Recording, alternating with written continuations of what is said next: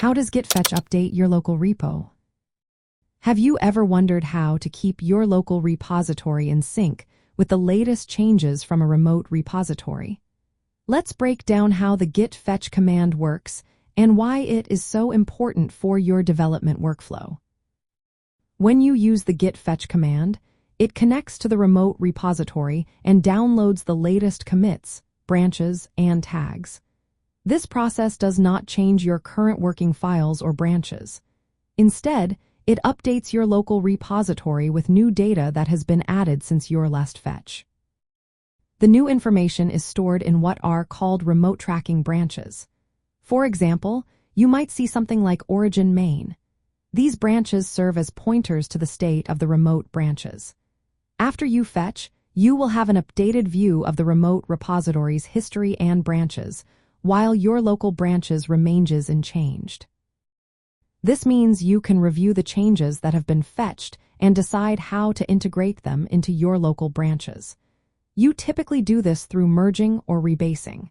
This separation allows you to see what others have done without immediately affecting your current work.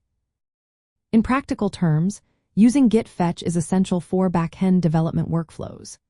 It helps you keep your local repository synchronized with the central repository, where your team collaborates on server-side code, application programming interfaces, or database scripts. By fetching regularly, you can avoid conflicts and stay informed about changes made by your teammates before you start working or pushing your updates. For instance, after fetching, you can look at the differences on the remote tracking branch, like origin main, and then merge those changes into your local main branch when you are ready. To summarize the process, first, git fetch downloads new commits and updates remote tracking branches.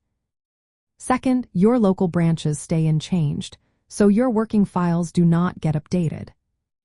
Third, you can inspect the fetched changes and decide when to merge or rebase them into your local branches. Lastly, this approach supports a clear workflow, which is especially important in collaborative backend projects involving application programming interfaces, databases, and server-side logic.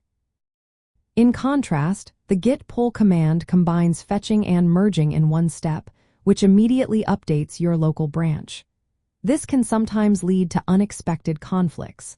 By using git fetch first, you gain more control over how to integrate remote changes.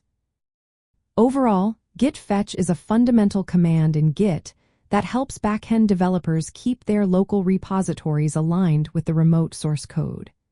This command enables smoother collaboration and more reliable updates, making it a key part of your development toolkit.